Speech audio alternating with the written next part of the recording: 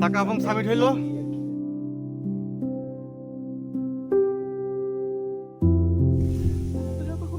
আমরা অবশেষে সাকাফং সামিট করলাম। আমরা আমার ট্যুর এসে সাকাফং পৌঁছাইছি, সাকাফং সামিট পয়েন্ট। আমরা সর্বোচ্চ চূড়ায়।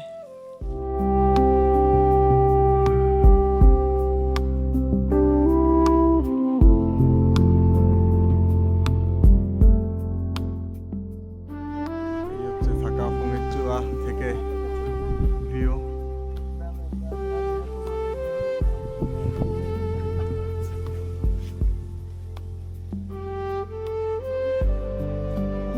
এই হচ্ছে আমাদের টিম মেম্বার, দাদা, সাদ ভাই, আপা,